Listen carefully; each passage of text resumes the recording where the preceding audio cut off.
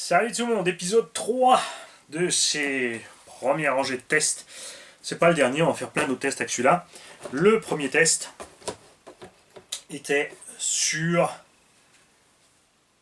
la prairie avec cet engin. Donc on a un TRX 4 avec les deux blocages de diff, les deux vitesses en VXL 3S. On l'a roulé en 3S pignon de 15.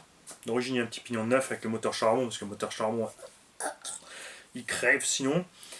Vous l'avez vu en proms, je vous l'ai montré. La vitesse minimum de démarrage est un peu brutale, mais vous allez voir, parce que bon, j'ai vite essayé contre l'escalier par exemple, c'est que quand tu es contre un obstacle pour crapahuter, ça va bien. On a des élargisseurs de 12 mm là-dessus, des roues de Rustler 4x4 précisément pour faire du touche-main, vous l'avez vu, ça tient super bien la route. Tu peux te marrer sur le goudron, la terre, l'herbe, il n'y a pas de problème. On va travailler un tout petit peu les suspects. Et là, vous l'avez vu, quand j'ai appuyé dessus, il y a un petit truc rigolo. C'est typique des un peu des amortos Traxxas comme ça. C'est quand ils sont un petit peu à l'arrêt, tu as la tige amorto qui coince dans le fourreau. C'est pas le piston qui gonfle, c'est pas la tige qui gonfle, c'est juste le joint torique dans le fourreau qui grippe. Donc il faut desserrer un tout petit peu les fourreaux. Le UT4 avait le même problème par exemple. Il faut juste pas trop serrer ces pièces en bas où il y a les guides et les joints toriques.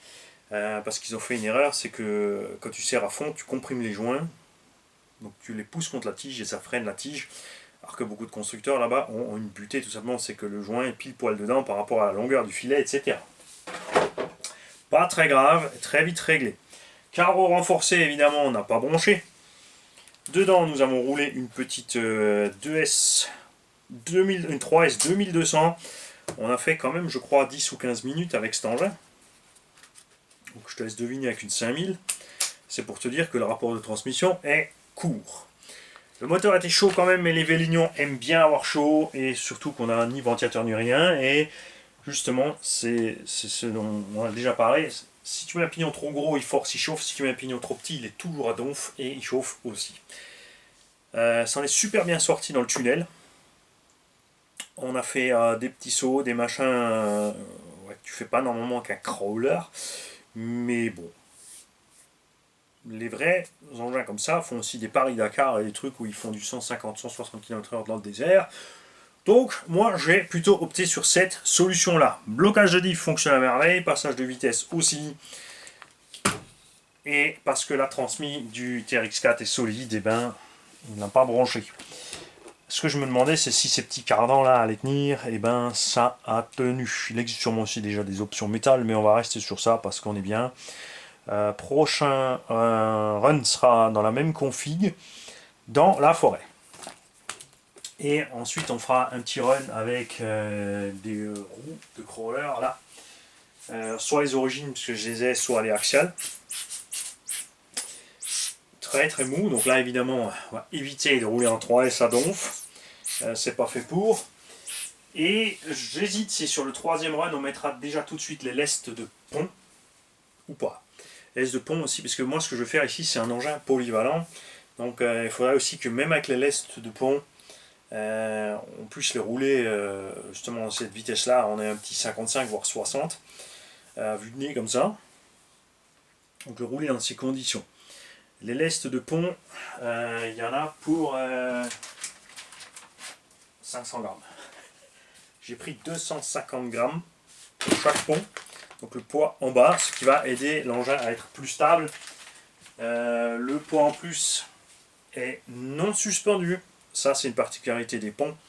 Tu as le poids suspendu, c'est-à-dire que tout ce qui est accroché sur les amortos, qui est très grand sur un véhicule avec une triangulation indépendante, puisqu'il n'y a vraiment que le triangle et la roue qui sont au sol.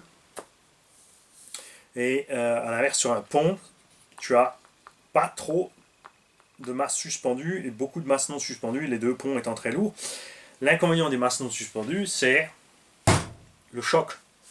C'est pour ça que sur les véhicules à pont, surtout en MT, on casse souvent les sorties de pont parce qu'il n'y a rien qui les protège, ils prennent tout dans la tronche. Évidemment, de ce sens, il y a un certain amorti, mais là, ou comme ça, il n'y a rien du tout. C'est là que ça pêche. Donc c'est quelque chose que j'aurais bien aimé faire avec le DC1, mais il n'y a pas d'option de diff possible dedans, donc c'est pas possible. Parce que rouler sans diff à cette allure-là,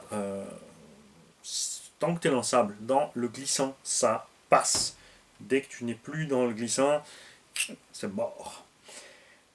Je suis donc content. On va rajouter, je pense, un petit refroidisseur là-dessus. Et donc on va faire STC2 en forêt, STC3 en crapahute. Très certainement le STO.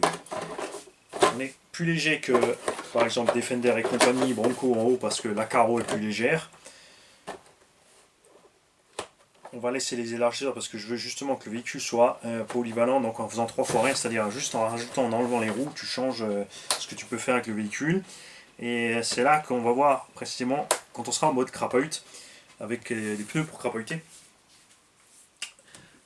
si avec ce VXL3S ça va bien se passer. Comme il est un peu brutal le démarrage, après quand tu roules ça va, il est doux.